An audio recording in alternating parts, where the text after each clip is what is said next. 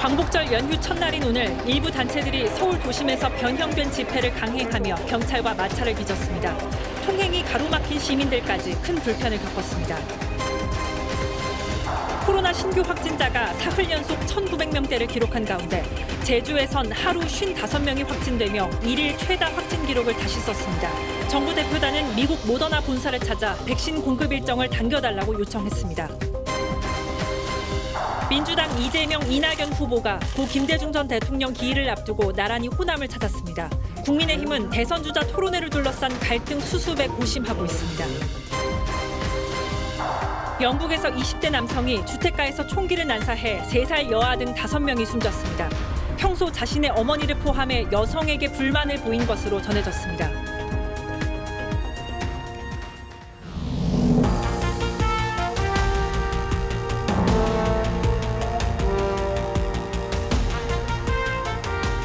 시청자 여러분 안녕하십니까? 뉴스7의 김명우입니다. 광복절 연휴 첫날 즐겁게 보내고 계신지 모르겠습니다.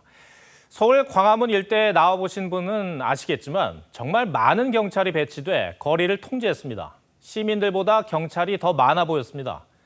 코로나 4차 유행이 심각한 상황에서 각종 집회를 아예 차단하기 위해서였죠.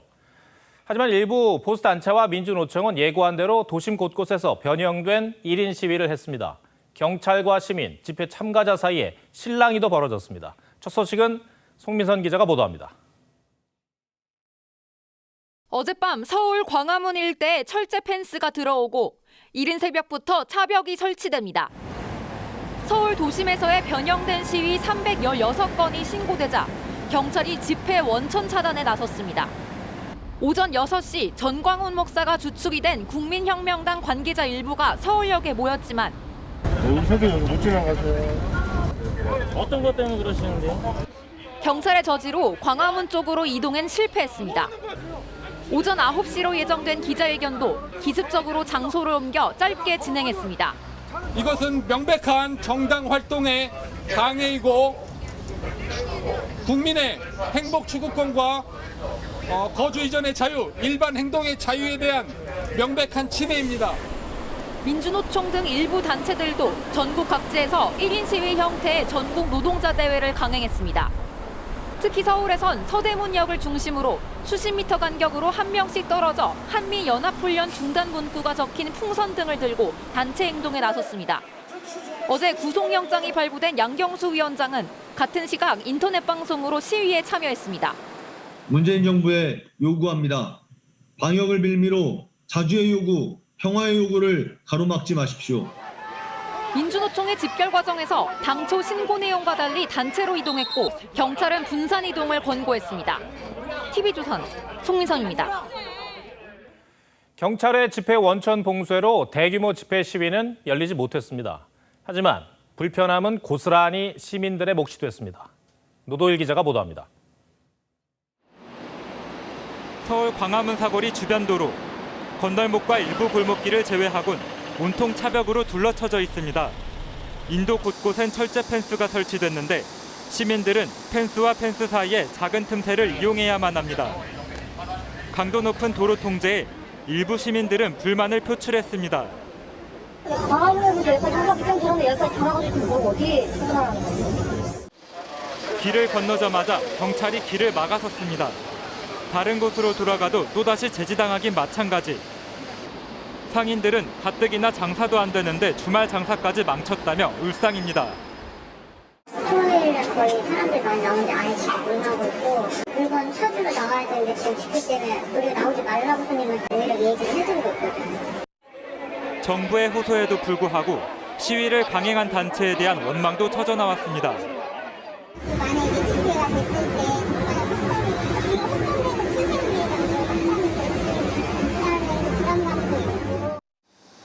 도심 집회는 연휴 내내 이어질 것으로 보여 시민들의 불편은 불가피할 것으로 보입니다. TV조선 노도일입니다. 경찰의 강력한 통제도 이해가 가는 측면이 있고 이에 따른 시민들의 불편도 안타깝습니다. 이유는 다 코로나의 확산세가 꺾이지 않기 때문이죠. 이 신규 확진자는 닷새째 2,000명에 육박하고 있습니다. 특히 국내 발생 1,860명 가운데 비수도권 발생이 714명으로 40% 가까이 됩니다. 제주도의 경우 하루 새 55명이 감염되는 등 연일 최다 확진자를 경신하고 있습니다.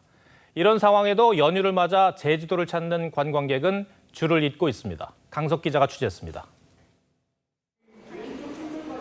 김포공항 국내선 출국장입니다. 제주도행 비행기를 타려는 탑승객들이 줄지어 서 있습니다. 휴가 맞아가지고 즉흥적으로 지금 가고 있는. 백신을 다 맞은 상태이기도 하고 우선 저희끼리 일단은 조용히 마스크 잘 끼고 손소독 잘하고 하자고 해서. 어제 하루 김포공항을 통해 제주도로 떠난 여행객은 2만 4천여 명. 오늘 예정된 제주행 비행기 136편도 대부분 만석입니다. 이번 연휴 기간 제주도에는 16만여 명이 찾을 것으로 예상됩니다. 코로나 방역 3단계인 제주도는 비상에 걸렸습니다. 특히 어제 하루 제주 지역 신규 확진자가 55명이 발생해 역대 최다를 기록하면서 방역 당국은 긴장하고 있습니다. 일주일 동안 평균 발생 빈도수, 보조 지표는 의료 역량이라든가 병 상황이 점점점 잠식되고 이런 것들이죠. 다음 주에는 심각한 검토를. 제주도는 공항 입출국 시 발열 감시를 강화하고 식당과 카페 등 다중이용시설 방역수칙 이행 여부를 집중 점검할 방침입니다. 또 도민들을 대상으로 연휴 기간 동안 집에서 머무르기 캠페인도 전개하고 있습니다. TV조선 강석입니다. 코로나 백신 접종 완료자는 전체 국민의 18.6%에 불과합니다. 1명분의 백신이 아쉬운 상황인데 충북 청주의 한 의료기관에서는 최대 6명분의 화이자 백신 1병을 한 사람에게 통째로 접종하는 어이없는 일이 일어났습니다. 이런 접종자가 모두 10명이었습니다. 보도에 서영일 기자입니다. 충북 청주의 한 대학병원. 동네 병원에서 화이자 백신을 맞은 주민 7명이 입원했습니다. 중증 이상 반응이 발생할 우려가 있어 경과를 지켜보기 위해서입니다. 이들은 그제 동네 병원에서 화이자 백신을 맞았는데 의료진이 실수로 각각 백신 1병씩을 통째로 놨습니다. 화이자 백신은 생리식염수와 혼합해 바이알당 최대 6명까지 접종이 가능합니다. 의료 근무자가 시석이 됐는 줄 알고 다이아를 빼서 했나 봐요. 실수로. 근데 그거를 7명에게 놓은 거죠. 5명에서 6명분의 백신이 과다 투여된 사람은 어제와 그제에 걸쳐 모두 10명입니다. 이들 가운데 다행히 일부에서만 두통과 발열 등의 경미한 이상 반응이 나타난 것으로 전해졌습니다. 앞서 지난 6월 전북 부안군에서도 비슷한 일이 발생해 방역당국이 대책을 내놓기도 했습니다. 위탁의료기관 백신 접종 담당자에 대해서는 예방접종센터의 현장 교육을 의무 실시하는 등 위탁의료기관의 교육을 강화하겠습니다. 청주시는 해당 의료기관이 보유한 화이자 백신 잔량을 모두 회수하고 위탁의료기관 계약도 취소할 예정입니다. TV조선 서영일입니다. 이재용 부회장의 출소로 재계에선 삼성이 맡은 모더나 백신 생산이 속도를 낼 거란 관측이 나오고 있습니다. 하지만 생산 물량이 곧바로 국내에 공급되는 건 아니라고 합니다. 이 부분에서 이재용 부회장의 역할이 필요할 것이라는 얘기가 나옵니다. 이정현 기자가 보도합니다. 엄중한 위기 상황 속에서 특히 반도체와 백신 분야에서 역할을 기대하며 가석방을 요구하는 국민들도 많습니다. 청와대가 출소한 이재용 삼성전자 부회장에게 기대하는 역할입니다. 주목되는 건 모더나 백신. 당장 삼성바이오는 이달 말까지 생산시설 구축을 위해 속도를 내고 있지만 쉽지만은 않은 상황입니다. 삼성바이오로직스는 올해 8월 말부터 모더나 mRNA 백신의 완제품 시생산을 계획하고 있으며 생산시설이 완성되더라도 삼성이 생산한 모더나 백신이 곧바로 국내에 공급될지는 결정된 게 없습니다. 때문에 이재용 부회장이 삼성바이오가 위탁 생산한 초기 물량을 국내용으로 돌리는데 협상력을 발휘할 수 있을 거란 관측이 나옵니다. 수급 차질이나 삼성바이오의 생산의 가속도에 붙는 것에 대해서는 이 부회장의 역할이 있을 것으로 예상됩니다. 모더나 본사를 방문한 정부 대표단도 공급 차질에 항의하면서 삼성의 초기 생산분을 국내 공급해 줄 것을 요청했습니다. 모더나가 올해 공급하기로 한 백신 물량은 4천만 회분. 하지만 지금까지 들어온 물량은 6%에 불과합니다. TV조선 이정현입니다. 정치권 소식입니다. 더불어민주당 이재명, 이낙연 후보가 하루 간격으로 호남을 찾았습니다. 민주당의 후보는 호남의 지지를 얻지 못하면 대선에서 이길 수 없다는 건 오래된 얘기입니다. 특히 김대중 전 대통령의 영향력은 지금도 여전하죠. 두 후보는 김 전 대통령의 기일을 앞두고 이른바 DJ 마케팅으로 표심 구애에 나섰습니다. 윤수영 기자가 보도합니다. 오늘 오전 목포 신항만을 찾은 이재명 후보는 이어서 김대중 전 대통령의 생가인 신안군 하이도를 방문했습니다. 18일 김 전 대통령의 기일을 앞두고 김대중 정신을 강조하기도 했습니다. 김대중 대통령께서 목숨을 걸고 지방자치제도를 도입한 것 때문에 저도 성남시장, 경기도지사를 거쳐서 오늘 이 자리에 왔습니다. 이낙연 후보도 어제 목포를 방문한 자리에서 김 전 대통령과의 인연을 강조했습니다. 대학 강의실보다 김대중 선생의 연설장이 훨씬 더 저에게 큰 희망을 주었습니다. 그것이 저의 남루한 청춘의 시작이었습니다. 오늘은 광주 건물 붕괴 희생자의 유가족들을 만나 위로했습니다. 두 후보의 부인들도 각각 호남을 찾아 민심 구애에 나서는 등 장외에서 지원 사격에 나섰습니다.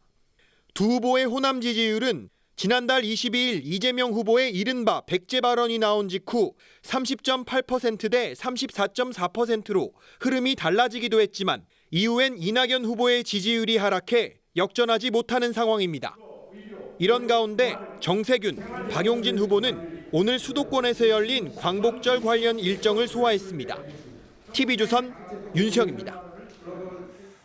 야당에선 예비 후보 토론회 개최를 놓고 이준석 대표와 윤석열 후보 간 갈등이 봉합 단계로 접어들었습니다. 13명의 예비 후보가 모두 참여하는 토론회는 지지율 선두인 윤 후보에 대한 집중 공격의 장이 될 거라는 비판이 커지자 정책 발표회를 여는 중재안이 힘을 얻고 있습니다.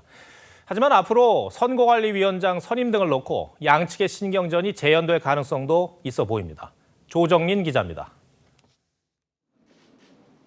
이준석 대표와 윤석열 후보 측 모두 한 걸음씩 물러서면서 토론회를 둘러싼 갈등은 가라앉고 있습니다. 지지율 선두인 윤 후보에게 일방적으로 불리한 것으로 여겨지는 토론회 대신 김기현 원내대표가 제안한 정책 발표회를 여는 쪽으로 가닥이 잡히고 있습니다. 빠른 시일 내에 이 문제를 수습하고 당이 단합해서 대선을 향해 다시 한 팀이 되어서 나아갈 수 있도록. 이 대표는 SNS를 통해 선의를 오해하면 경선이 흙탕물이 된다며 뒤끝을 남겼지만 주말 동안 최고위원들에게 연락해 정책 발표회 개최안을 설득하며 갈등 봉합에 나섰습니다. 당내 갈등 지속이 부담스러운 윤 후보 측도 정책 발표회에는 참여할 것으로 알려졌습니다. 하지만 선관위원장 인선을 놓고 양측이 다시 맞붙을 가능성은 남아 있습니다.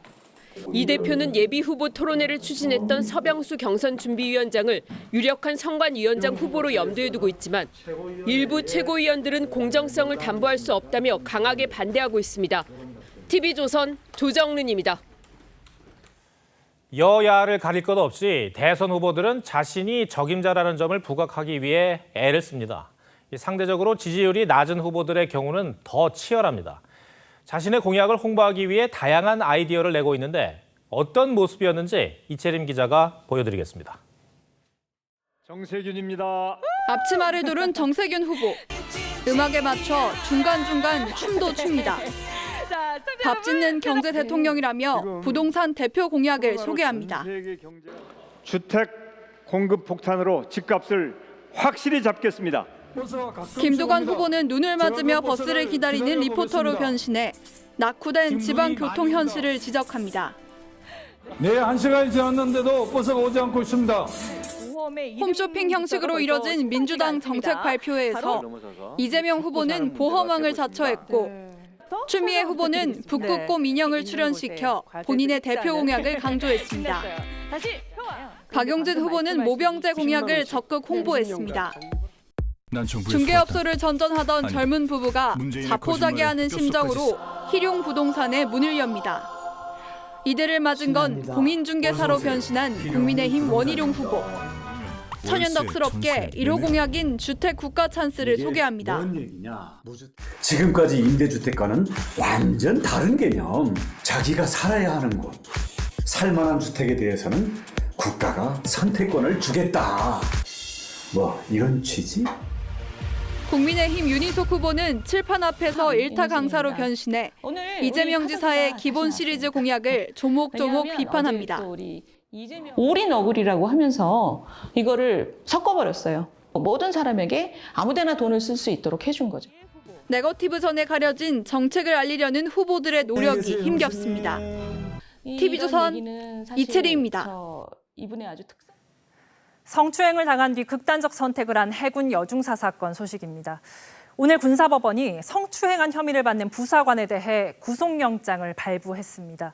하지만 조용히 넘기자며 피해자를 회유했다는 의혹을 받는 주임 상사는 군 수사당국이 아직 입건도 하지 않은 것으로 드러났습니다. 김도형 기자가 보도합니다. 군 법원은 오늘 비상사에 대해 군인 등 강제추행 혐의로 구속영장을 발부했습니다.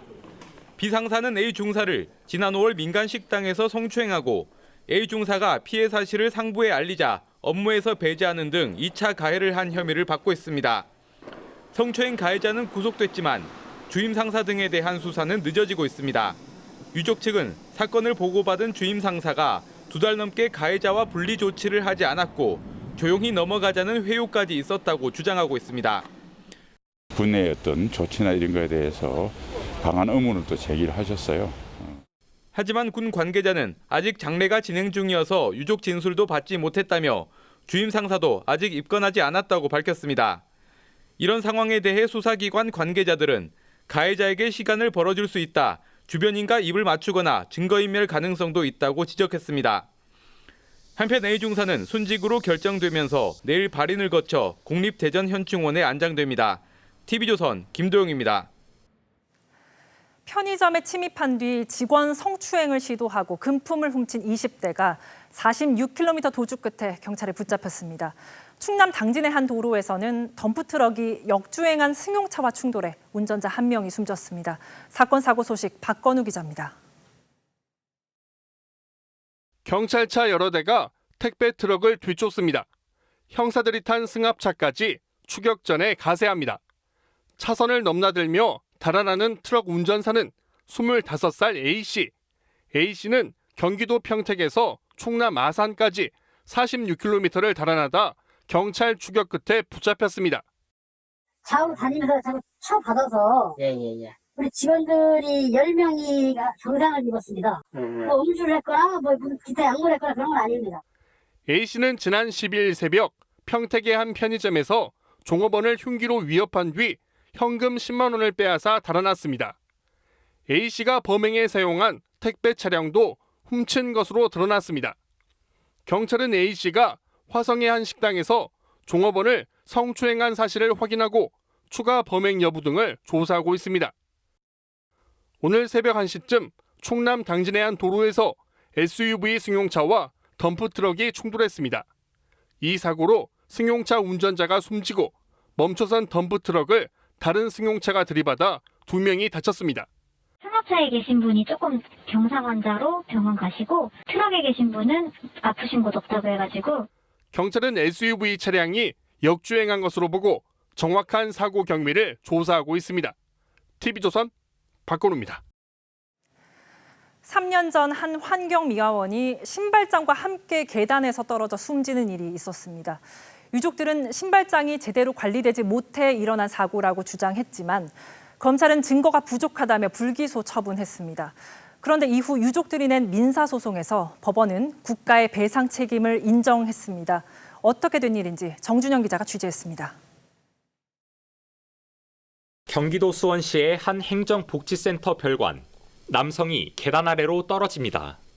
환경미화원 A씨는 3년 전 건물 계단참에서 신발장과 함께 쓰러져 머리를 다쳤고 한 달 뒤 숨졌습니다. 당시 검찰은 CCTV로는 신발장이 덮치는 장면이 명확하게 확인되지 않고 공무원 진술에 의하면 신발장의 위험성을 인식할 수 없던 것으로 보인다며 수원시장 등을 불기소 처분했습니다.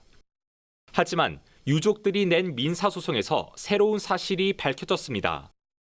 법원은 신발장이 설치된 계단참 너비가 산업안전보건 기준인 1.2m에 한참 못 미치는 88cm였다는 점을 파악했습니다.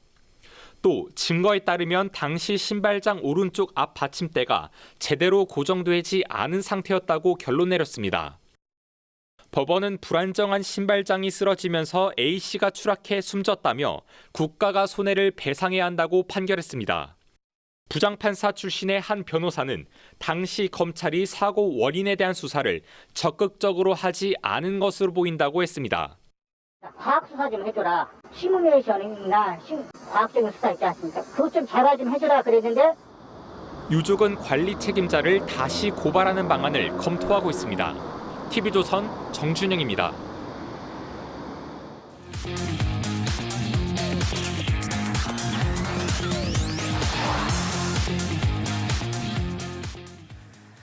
코로나 장기화로 비대면이 일상이 됐죠.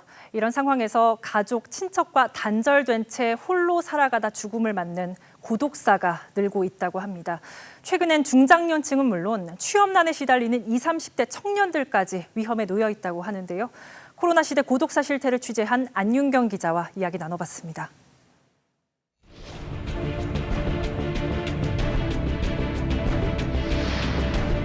지속적으로 연락하는 사람이 거의 없다 보니까 말할 사람도 없고.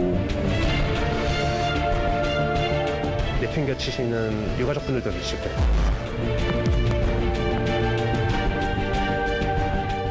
네, 안 기자.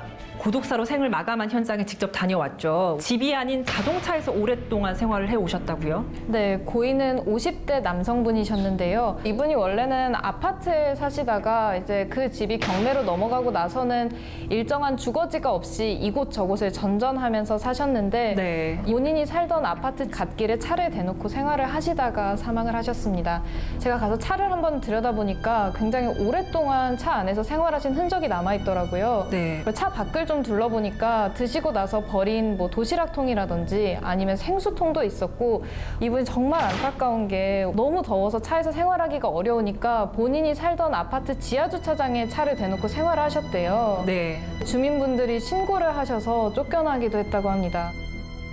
코로나 상황으로 확실히 경제도 어려워지고 또 사람 만나는 것도 확실히 줄었잖아요. 고독사가 좀 코로나 이후에 더 늘었습니까? 코로나가 직접적인 원인이라고 저희가 단정할 수는 없지만 통계상으로 그 고독사 수치는 계속해서 증가하고 있는 추세입니다. 고독사라고 하면은 우리가 흔히 독거노인, 그러니까 홀로 사시는 노인분들을 주로 생각하기 마련인데 요새는 그 연령대가 굉장히 낮아지고 있다고 해서 저는 굉장히 놀랐어요. 네, 실제로 20대, 30대 고독사 사례도 굉장히 많습니다. 20, 30대에서 많다고요? 네, 제가 취재를 하면서 들은 한 사례는 30대 남성분이신데 사망하고 나서 7월 달에 한 1, 2주 있다가 발견이 되셨어요. 근데 이분이 너무나 경제적인 생활고를 많이 겪으셔서 개인 회생이라든지 아니면 노숙인 자립센터에 들어갈까 하는 이런 메모까지 발견이 됐다고 합니다. 한 20대 남성분께서는 차 안에서 사망한 지 몇 주가 지난 다음에 아버지한테 발견되는 그런 안타까운 사례도 있었습니다. 이분은 이제 취업난으로 좀 극단적인 선택을 하셨어요. 이런 상황에서 특수 청소업체나 그리고 유품관리사 같은 이런 업체들 의뢰 건수가 굉장히 늘었다고요. 특수 청소업체 여러 곳을 취재를 해봤는데 사업을 시작한 초창기에는 매해 사업 성장률이 20% 정도였는데 요즘은 40%에 달한다고 대답을 하더라고요. 네. 집을 정리하다 보면 이력서나 수험서처럼 취업을 위해서 치열하게 노력했던 흔적들이 많이 발견이 된다고 합니다. 현재 우리나라는 어떤 대책들이 마련돼 있죠? 고독사 방지법이라는 게 이제 작년에 국회에서 통과가 돼서 올해부터 시행이 되고 있긴 하는데요. 고독사 위기에 있는 20대, 30대, 40대, 50대 그분들이 느낄 수 있는 대책은 조금은 부족하다고 봐야 될 것 같아요. 그래서 제가 전문가들이랑 대화를 나눠보니까요. 이 코로나가 고독사에 미치는 영향이 지금 당장이 아니라 2, 3년 뒤 혹은 그 뒤에 나타날 가능성이 더 높다고 하더라고요. 그 감정을 계속 쌓아놨다가 더 이후에 폭발할 수도 있는. 일본의 경우에는 1990년대부터 고독사 제로 프로젝트라는 거를 시행을 하고 있대요. 그래서 가스 검침원이라든지 아니면 우유 배달을 하시는 분들이 이분들 잘 계시는지 한번 확인하는 역할을 같이 해오고 있다고 하고요. 우리나라도 이렇게 단순히 이걸 개인의 문제로 치부할 게 아니라 사회 전체의 문제로 보고 좀 장기적인 대책까지 내놓아야 하지 않을까 이렇게 생각합니다. 오늘 고독사에 대한 이야기 한 줄톡으로 정리해 본다면 어떻게 정리할 수 있을까요? 고독과의 거리두기라고 하겠습니다. 네. 우리의 건강을 위한 거리두기는 너무나 옳은 것이지만 사람을 고독하게 만드는 거리두기는 되지 않았으면 좋겠다는 뜻에서 고독과의 거리두기로 하겠습니다.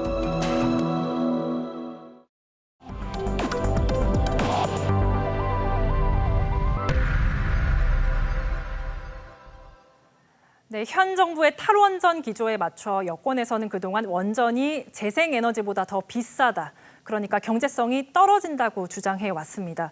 그런데 에너지 기술 사업을 평가하는 준정부기관의 최근 보고서는 이런 주장의 근거가 빈약하다는 걸 보여주고 있었습니다. 박경준 기자가 단독 보도합니다. 여권에선 그동안 폐기물 처리 비용 등을 더할 경우 알려진 것과 달리 원전의 경제성이 떨어진다는 주장이 이어졌습니다. 거기에 대한 또 매몰 처리 비용이 아주 천문학적인 액수에 또 돈이 들어가잖아요, 사실. 원전이 저렴하다는 것은 발전 원가 기준이지 사용 후에 가장 비싼 쓰레기 처리 비용을 포함하지 않는 계산법입니다. 야당 대선 주자의 원전은 저비용 에너지라는 발언에 민주당에선 태양광과 풍력에 비해 원자력이 훨씬 비싼 것이 과학적 결론이란 반박도 나왔습니다. 하지만 준정부기관인 한국에너지기술평가원의 연구영역과제 보고서는 이런 주장들을 정면으로 반박합니다. 국내 환경을 기준으로 폐기 비용까지 포함한 비용을 비교하면 시간당 1kW를 만드는데 해상풍력이 265.81원으로 가장 비쌌고 태양광은 113.21원, 원전은 그 절반 수준인 67.84원이었습니다. 특히 사회적 비용인 사고 위험 대응 비용까지 포함해도 원전은 태양광보다 15% 더 저렴했습니다. 이미 많은 투자로 경쟁력을 확보한 원전의 비율을 억지로 낮춘 2050 탄소 중립 시나리오대로라면 산업계와 국민들이 엄청난 비용 부담을. 에너지 계획은 국가의 미래가 걸린 만큼 정치적 이해관계보다 면밀한 사실 분석이 더 중요하다는 지적이 나옵니다. TV조선 박경준입니다. 외국인 투자자들이 이번 주에만 7조 원이 넘는 국내 주식을 팔아치우면서 우리 증시가 출렁거리고 있습니다. 주간 단위로 사상 최대의 매도세인데요. 외국인의 셀 코리아 현상이 왜 벌어지는 건지 송병철 기자가 포커스를 맞췄습니다. 7조 454억 원.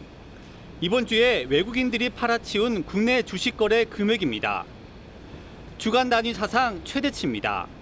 코스피는 속절없이 무너져 11주 만에 3,200선을 내줬습니다. 방아쇠를 당긴 것은 미국발 긴축 우려입니다. 그동안 비둘기파로 알려진 크리스토퍼 윌러 미 연방준비제도 이사마저 9월에는 테이퍼링 계획에 대한 발표를 준비해야 할 것이라며 돌변했습니다. 미 연준이 국채 발행을 통해 시중에 달러를 공급했는데 이를 조기에 축소하겠다는 뜻입니다. 이 때문에 외국인들이 주식을 팔아 달러 회수에 나서고 있습니다. 일단 테이퍼링에 대한 구체적인 스케줄이 나오기 전까지는 외국인들의 귀환을 기대하기는 어려울 것 같습니다. 특히 반도체 충격이 큽니다. 이번 주 삼성전자는 74,400원, SK하이닉스는 10만 500원까지 떨어져 연중 최저치를 기록했습니다. 투자은행들도 얼마 전까지만 해도 슈퍼사이클, 초호황을 얘기하더니 이제는 공급 과잉 우려를 쏟아내고 있습니다. 재고 확보가 충분히 되니까 주문을 조금씩 디램의 주문을 좀 줄이니까 디램 가격이 조금 떨어진 겁니다. 낮은 백신 접종률도 셀코리아를 부채질하고 있다는 분석입니다. 2차 접종까지 마친 인구 비율은 우리나라가 17.3%로 OECD 국가 중 최하위권입니다. 이대로 가다간 금리를 올렸을 때 부실 기업과 가계의 부담이 커지고 자산 버블도 터지면서 초대형 복합 위기, 즉 퍼펙트 스톰으로 이어질 가능성도 있습니다. 유동성 회수가 이루어지는 경우에 경제의 불확실성이 커질 수 있는 부분 역시 불안감을 높이고 있는 것입니다. 외국인의 셀코리아 행렬로 원달러 환율은 10개월 만에 최고치를 찍었습니다. 원화 가치 하락세가 너무 가파르다는 우려 속에 일부에서는 본격적인 셀코리아는 아니라는 분석을 내놓고 있습니다. 뉴스7 포커스였습니다. 코로나로 생활 곳곳에 비대면 문화가 자리 잡자 이젠 주변 매장에서 로봇이 일하는 모습 어렵지 않게 볼 수 있습니다. 로봇이 단순 서빙이나 배달뿐 아니라 바텐더나 주방 셰프 자리까지 꿰차고 있다고 합니다. 이정민 기자입니다. 로봇이 레이저로 케이크에 초점을 맞추더니 초콜릿 시럽으로 손님이 고른 캐릭터 모양을 그려냅니다. 커피를 내리는 건 일도 아닙니다. 놀랍죠. 사람이 하던 것을 기계가 정밀하게 하니까 맛도 괜찮았고 훨씬 더 청결하고 그래서 훨씬 더 믿음이 가요. 칵테일을 주문하면 스스로 재료를 찾아 쉐이킹까지 해줍니다. 이 로봇은 칵테일이나 에이드 등 수십 가지 종류의 음료를 직접 제조할 수 있습니다. 피자 매장에선 로봇이 갓 구워낸 피자 위에 소스를 뿌리고 피자를 잘라줍니다. 해외에도 매장이 있는데 교육도 해야 되고 계속해서 인력들을 관리해줘야 되는 어려움이 있는데 자동화함으로써 훨씬 더 빠르게 확장할 수 있다라는. 전 세계 푸드테크 시장 규모는 약 200조 원. 로봇이나 IT 기술을 접목하는 푸드테크가 미래 먹거리 사업으로 각광을 받으면서 국내 시장도 해마다 성장하고 있습니다. 햄버거나 후라이드 치킨, 빙수, 국수 요리는 물론 못하는 요리가 없을 정도로 로봇 기술이 갈수록 고도화되면서 요리에서 손맛이 중요하다는 말은 머지않아 옛말이 될지도 모르겠습니다. TV조선 이정민입니다. 영국 소도시의 주택가에서 20대 남성이 총기를 난사해 3살 아이를 포함해 5명의 목숨을 잃는 일이 벌어졌습니다. 11년 만에 총기 난사 사건일 뿐 아니라 범행을 저지른 남성이 여성 혐오주의 집단의 추종자로 알려졌습니다. 영국 사회는 충격에 빠졌습니다. 송무빈 기자 리포트 전해드리고 뉴스야 이어가겠습니다. 마을 경비가 삼엄합니다. 현지 시간 12일 오후 6시쯤 영국 남부 플리머스 주택가에서 20대 남성이 총기를 난사해 5명이 숨졌습니다. We can confirm that Mr. Davison is a firearms license holder. We are at the moment not considering terrorism or a relationship with any far-right group. 남성은 집에서 어머니에게 총격을 가한 뒤 밖으로 나와 지나가던 3살 아이와 아이의 아버지, 남성 1명과 여성 1명에게 총을 쐈습니다. 총격은 6분 동안 이어졌고 이후 남성은 스스로 목숨을 끊었습니다. Obviously it's quite close to home, so which is quite frightening. I am literally shaking. My legs are going ding. That's just walking around. It's terrible, absolutely awful. 경찰은 남성의 소셜미디어에 주목했습니다. 그는 평소 자신이 여성에게 인기가 없었고 여자친구가 없어서 화가 난다고 불평했습니다. You know, people like similar to me, they've had nothing but themselves. There's no hope for humanity. You know, we're on the brink of extinction. 인셀 관련 언급도 했습니다. 인셀은 비자발적으로 순결을 지킨 남성이란 뜻으로 여성을 탓하는 여성 혐오 집단입니다. I'm appalled by it clearly, but I think that this is something that will undoubtedly be part of the investigation. I think we should leave it to that. 인셀은 영국에만 10,000명이 넘는 가운데 이들이 새로운 테러 위협으로 떠올랐다는 우려도 나옵니다. TV조선 송무빈입니다.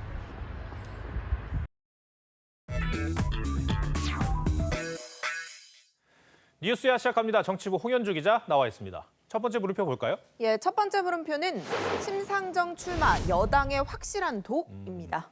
정의당 심상정 의원이 조만간 대선 출마를 선언할 것이다라는 소식은 들었어요. 근데 이게 여당에 더 독이 될 것이다.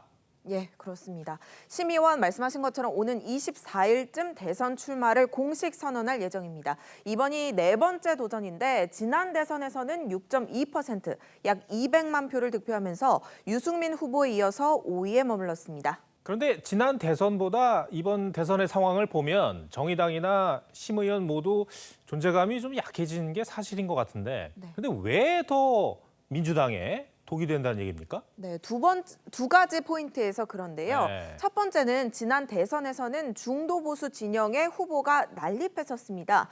홍준표, 안철수, 유승민 후보가 좀 표를 나눠 가졌기 때문에 이 심상정 후보의 완주에도 문재인 후보가 당선될 수 있었던 겁니다. 하지만 이번에는 야권 유력 주자들이 거의 모두 국민의힘에 입당을 했기 때문에 당시와는 여건이 좀 달라졌습니다. 따라서 선거가 박빙 구도로 진행되는 걸 가정했을 때, 또 정의당 후보로 심상정 의원이 선출이 되는 걸 가정했을 때 지금 받는 5%가 심의원에게 간다면 여당에게 좀 치명타가 될 수가 있는 겁니다. 또 다른 이유는 뭡니까? 예, 두 번째 이유는요. 여권 단일화에 재를 뿌리게 된다는 점입니다. 지난 서울시장 선거 때도 이 김진애 열린민주당 후보와 박영선 후보가 단일화했었죠. 이번에도 민주당과 열린민주당 간의 단일화 이벤트가 진행될 가능성이 높습니다. 민주정부 4기 수립을 함께 이뤄내기 위해 열린민주당 동지들과 다시 만납시다.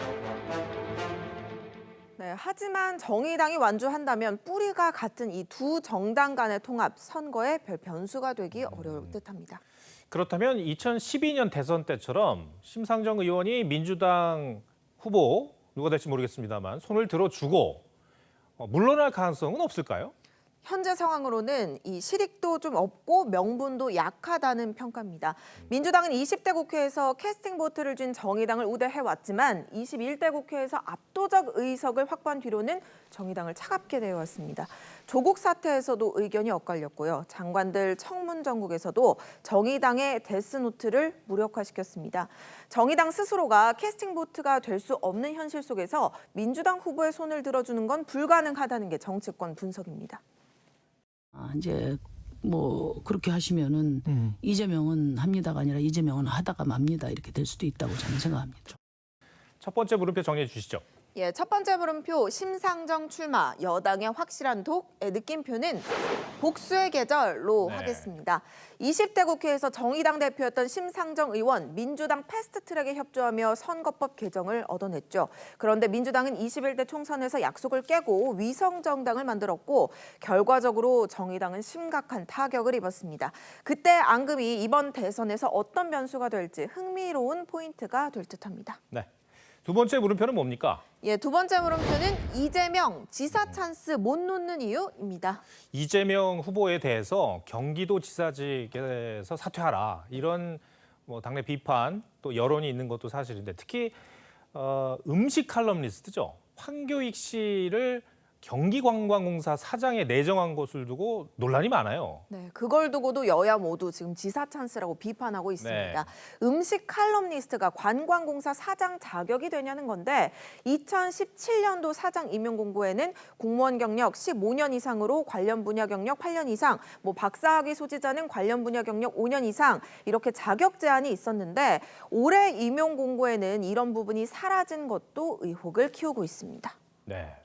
그러면 이재명 지사는 언제까지 지사직을 유지하겠다는 겁니까? 네, 이재명 캠프 관계자들의 이야기를 들어봤는데요. 최근 이 후보가 법정 사퇴 시한인 12월 9일까지 도지사직을 유지하겠다고 말했다고 합니다.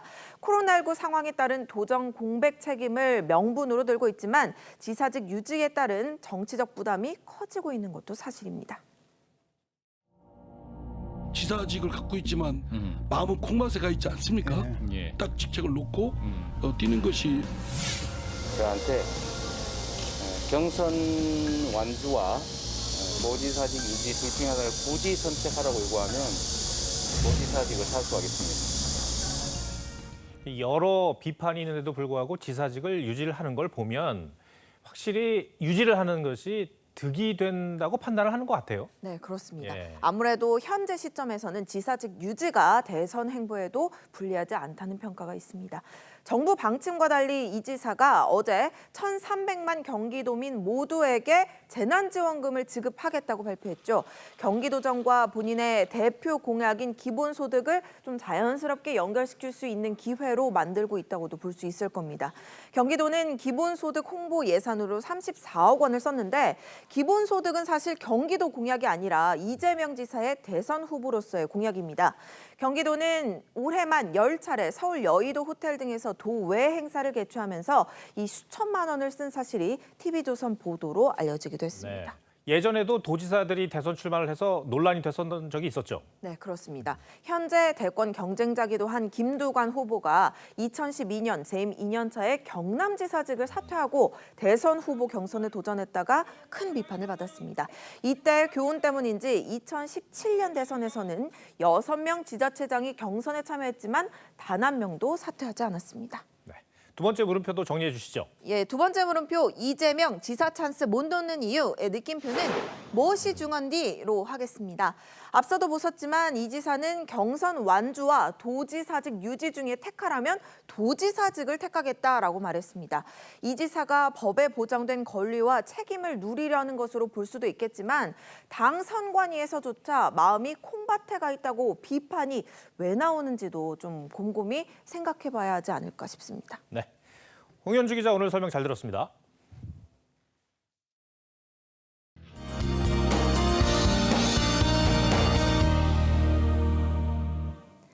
오늘 저녁까지 경기 남부와 충청 이남 지역에서는 갑작스런 소나기가 쏟아질 수 있겠습니다.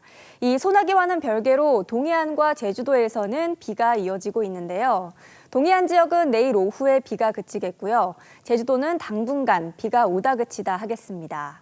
그리고 내일 오후부터는 또 다시 경기 남부와 충청 이남 지역에 소나기 소식이 들어 있습니다. 계신 지역과 강수 시간 참고하셔서 우산 챙기시면 좋겠습니다. 내일 기온은 오늘보다 약간 높겠는데요. 그래도 더위가 심하지는 않겠습니다. 내일 한낮 기온은 서울과 청주가 32도, 대구는 29도를 보이겠습니다. 바다의 물결은 최고 3에서 4m까지 거세게 일겠는데요. 휴가철 해안가 안전사고에 각별히 유의하셔야겠습니다. 당분간 낮 기온은 30도 안팎을 유지하겠습니다. 날씨였습니다. 해군 여중사가 성추행을 당한 5월 27일은 공군 여중사가 삶을 등진 지 닷새 뒤였습니다. 공분을 산 군은 재발 방지를 약속했고 대통령도 추모소를 찾아 반드시 폐습을 바로잡겠다고 공언했죠. 그즈음 해군 여중사는 가해 상사로부터 2차 피해를 당합니다. 군이 요란을 떨던 시기에 똑같은 범죄가 반복된 걸 보면 군 내부에서 해결할 수 있는 일은 이미 아닌 듯하고 군 통수권자의 경로와 국방장관의 7번째 사과도 의미가 없어 보입니다. 숭고한 정신으로 나라를 지키는 대다수 국군의 명예를 위해서라도 군이 달라져야 하는데 어디서부터 고쳐야 할지 몰라 답답한 건 저뿐만이 아닐 것 같습니다. 시청해 주셔서 고맙습니다.